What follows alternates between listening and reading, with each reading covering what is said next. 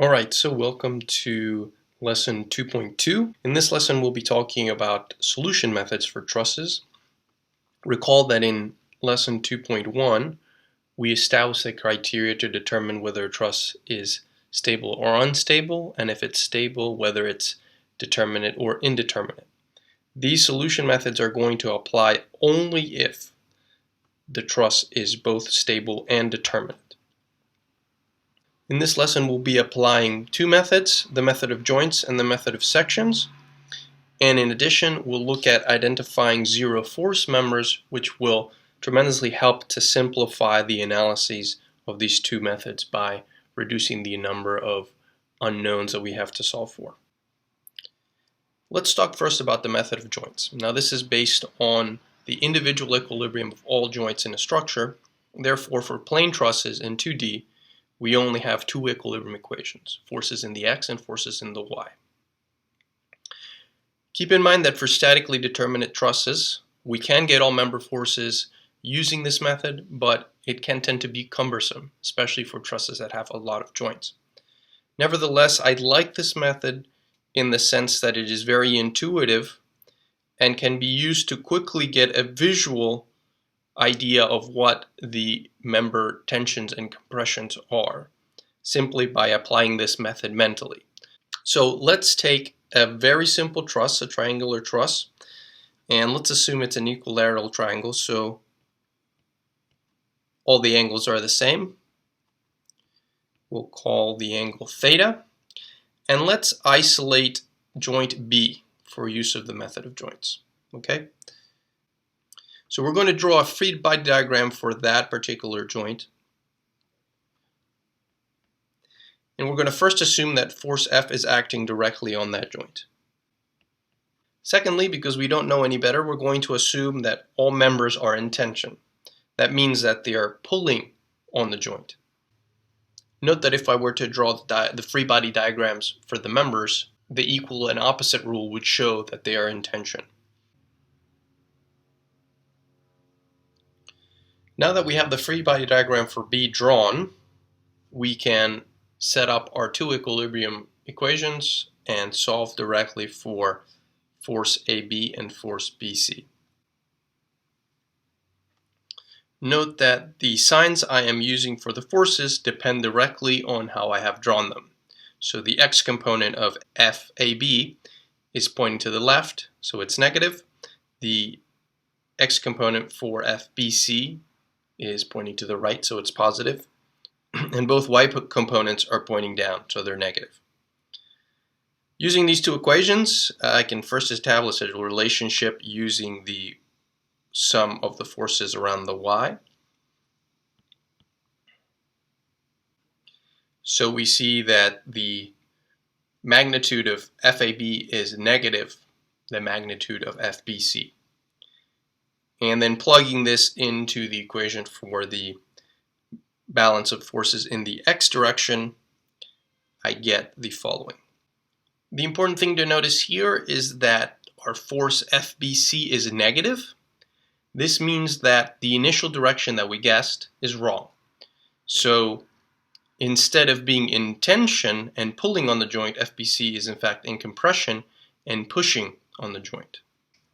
So nothing needs to be changed here, but if we want, we can alternatively write this to emphasize the fact that one member is in tension and one member is in compression by explicitly denoting that. So we can remove the negative sign and put a C to denote compression, and we can put a T here to denote tension.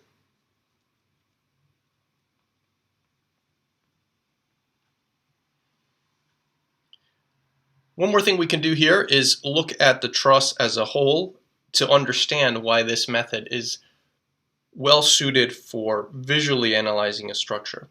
So we've already determined that member AB is in tension, so we can label that here. We've determined that member BC is in compression. We don't know anything about member AC yet. However, just through visual examination and by mentally applying the method of joints, we can very quickly tell that because member BC is in compression, it's going to be pushing on joint C, which means that member AB has no option but to pull on that joint, which means that that member AC is also going to be in tension. And through some very quick mental math, we can also determine that the magnitude of that tension is going to be equal to the X component of the force BC. So let's look at a complete example to see what the strategy would be for applying the method of joints. Here we're asked to solve for all member forces and all reactions. So the trick here is to find joints that are easy to solve for because they have fewer unknowns. So I'm going to start by isolating joint C, since it has two members and one reaction. Now, my first strategy is going to solve for that reaction. So let's assume that the reaction is acting up, and let's use static equilibrium to solve for it. So here I'm just taking the moments around A. That means that I can isolate that reaction Cx, and that yields Cx equal to negative 4.5 kilonewtons. Now notice that because it's negative, that means that my assumption of the direction of Cx was incorrect, so I can conclude that the reaction is pointing down. Either way of writing this is totally fine. Once I've isolated that reaction at Cx, then I can apply the method of joints at C to solve for the two member forces. Note that I have now switched the direction of Cx to be consistent with the correct direction, but I am now assuming that both members are in tension. So applying the two equilibrium equations, I can solve for those two member forces. Notice here that my assumption for member BC being in tension was incorrect, so it was in compression. That makes sense since it should really be balancing the force in the X direction somehow, and FCD was correct, so it is in tension.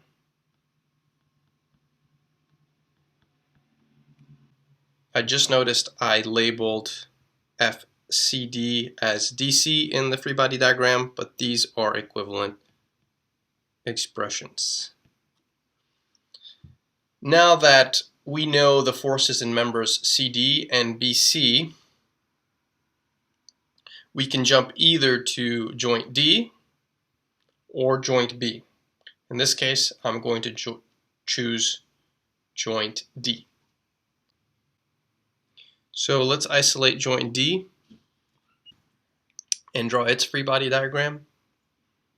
Alright, so there's our free body diagram. Now note that we already know what FCD is, so we can fill that in. Alright, and with that we have only two unknowns, so again we can apply our equations of equilibrium to solve for those. Note that I could use the balance of forces in the X direction to obtain the value of FAD, and then from there use the balance of forces in the Y to obtain FBD. Notice that while doing this I keep the force AD negative because the free body diagram has not changed. So that would be it for joint D. Now from the two method of joints that we have applied at joint C and joint D, we know that DC is in tension, DB is in compression, AD is in compression, and BC is in compression. So just visually doing a method of joints as BC would indicate that member AB should be in tension. And if we wanted to determine that amount of tension, we would simply draw another free body diagram at B and go ahead and solve. But for the purpose of the example, we'll stop here. The second method we have at our disposal is the method of sections. So let's establish a few ground rules for this method. So this is based on the equilibrium of a rigid piece of a truss. So now we do have to account for moments and not just forces. So therefore we have three equations. The only rule for cutting sections is that they must completely cut the truss. This means that this section is cool, this section is cool, this section is cool. They don't have to be straight. This section is cool. Notice that in this last case, this is in fact equivalent to doing a method of joints around point B. So in fact, the method of joints is simply a specific case of the method of sections. The reason that we don't have three equations available for that particular section is that all forces are going through the same point, so the equation for balance of moments becomes useless at that point. The kinds of sections that you cannot draw would be something like this. That is not allowed. That is not allowed. Once you select an appropriate section, either piece of the truss on either side of the section can be used in the solution and will produce the same answers. Usually you want to pick the one that gives you the least number of equations or the least number of unknowns to solve for. And finally, along with that suggestion, what you really should shoot for is cuts that give you three members at a time. That way you can solve for them directly using the three equations that you have. So let's look at a few conceptual examples to see how to choose section cuts appropriately. So here we have the same truss and we're asked to find the force in member BC.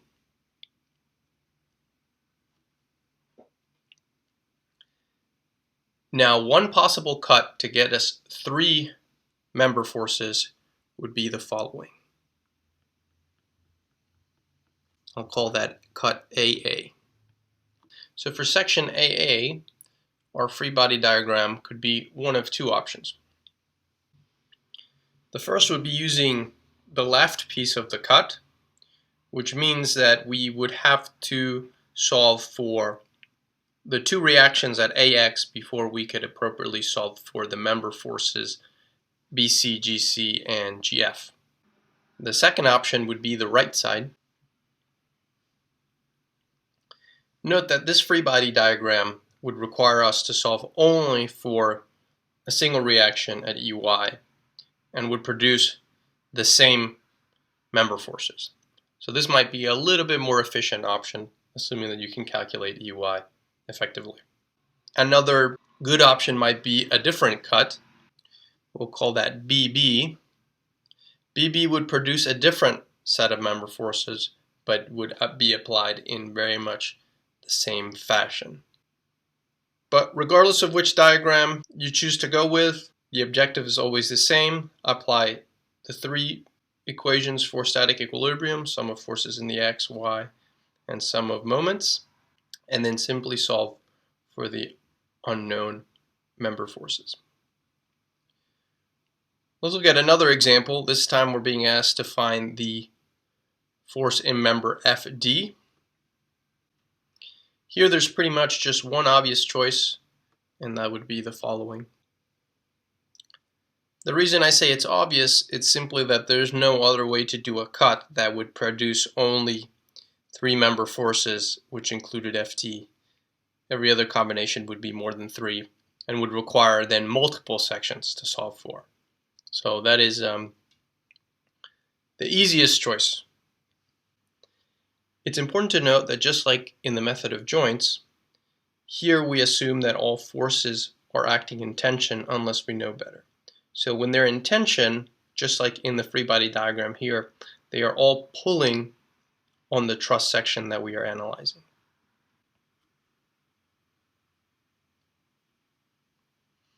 Now on to our last topic, which is zero force members.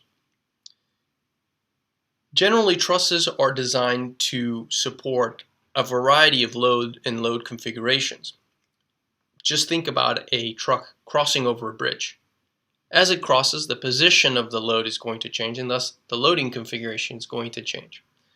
Depending on the loading configuration, some of the members of the truss may experience zero force. In other words, they may not be loaded by that particular configuration. That is what we call a zero force member. And fortunately, these members are very easy to identify and can help us simplify the method of joints or method of sections analyses by simply removing them from the truss, pretending that they're not there. So there are two common types of arrangements that immediately indicate that a zero force member is present. The first is a joint with three members, like joint A, where two of the members are parallel. In this case, any force acting normal to those two members cannot be counteracted. Therefore, any member that has any component perpendicular to these two must be a zero force member. So we denote that with a 0 at that member. A second type of arrangement would be like B, where you have two members connected to a joint which has no external force applied. In this case, the sum of forces actually is quite trivial, and so both members are going to be 0. Keep in mind that the arrangements as shown assume no external forces, but it is also possible, because of the nature of the equations of equilibrium, to replace a member with an external force and still preserve the arrangement. So, for example, in the case of arrangement A, an alternative arrangement would be something like this, where P is an external force. So that acts exactly like a member, and so we still can consider the member acting non-parallel to be 0. So let's look at a few examples. Let's start with the one at the top. So here we have a Fink-type truss with vertical forces being applied only at one side. So let's start by looking at the left side and seeing if we can identify some of those arrangements.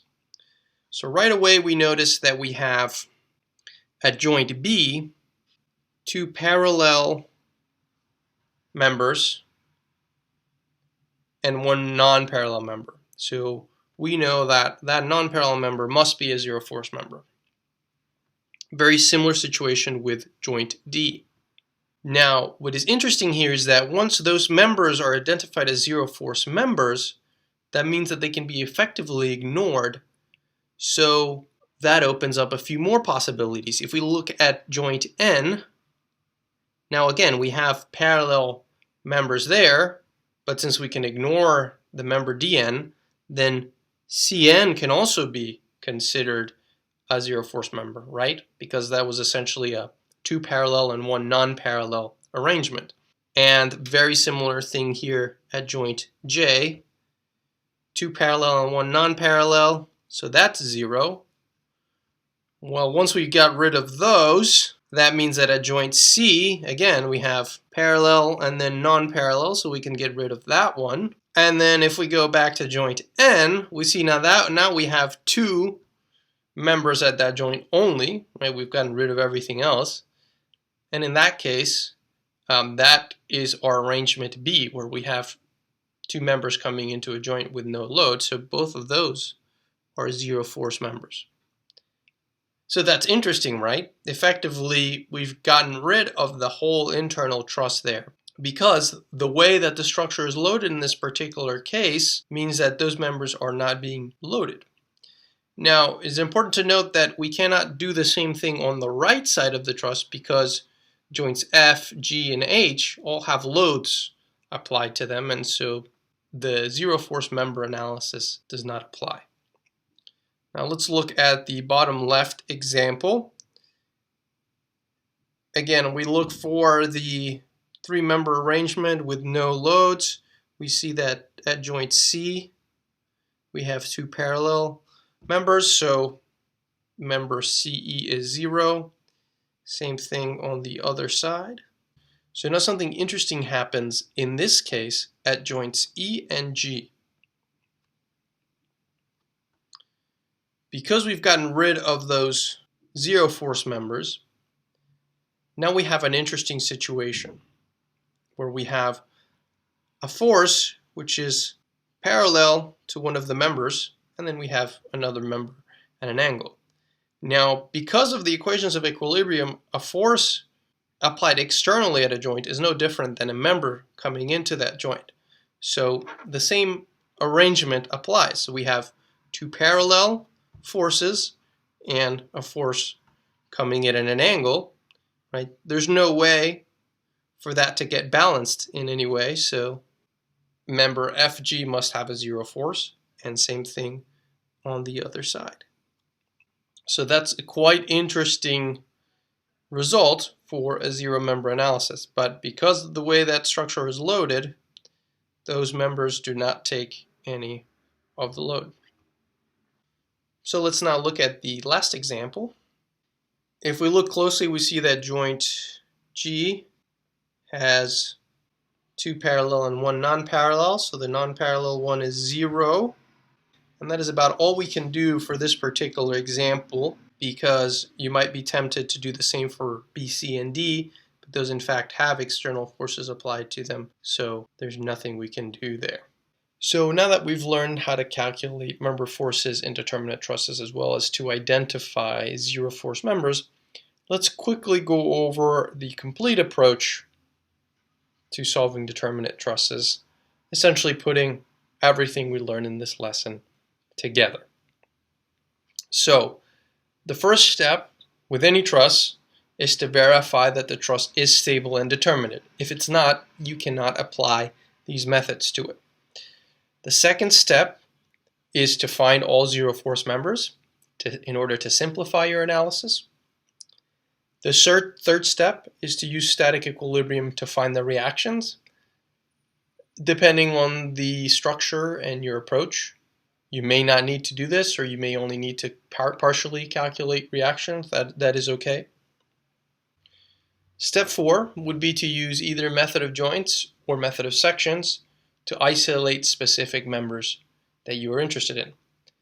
If you're using method of joints, you want to focus on joints that have only two unknown members. If you're using method of sections, you want to focus on creating sections that create 3 unknown members if possible. It's always a good idea to assume that all members are acting in tension. In that way, the sign convention is a lot easier to handle. Step 5 is to repeat the process and use any combination of joints and sections that you find appropriate until all the member forces that you're interested in are found. There's a few things to pay attention to here. If forces are negative, then the member direction that you assumed was assumed incorrectly. So, for example, if you assume tension, then the member is in fact in compression. If some sort of inconsistency develops, such as getting 4 equal to 0, then the structure was not stable and the equations are not solvable. If you have unknowns left over that you cannot solve for, then the structure is indeterminate and there is additional information that needs to be included. That is not something that we'll touch upon until the very end of this class. Alright, so to conclude the lecture, here is a comprehensive example to test how well you've absorbed the information from Module 2. Now you're asked here to find 2 members, one with the maximum tensile force and one with the maximum compressive force. This would be useful in design, for example, when you're trying to figure out what the appropriate cross sections would be for the members of this truss. Now use the step-by-step approach, verify that the structure is stable, identify zero force members, and then use method of sections and joints to find these 2 maximum force members. However, rather than applying a brute force strategy and identifying the forces in each of the members, I encourage you to do sort of a preliminary analysis where you draw mental sections in the structure and try to identify exactly where the maximum tensile forces and compressive forces will occur before actually solving for anything. So if you do this correctly, you should find these members with only one section. Work on this, and we'll work through this in the next class.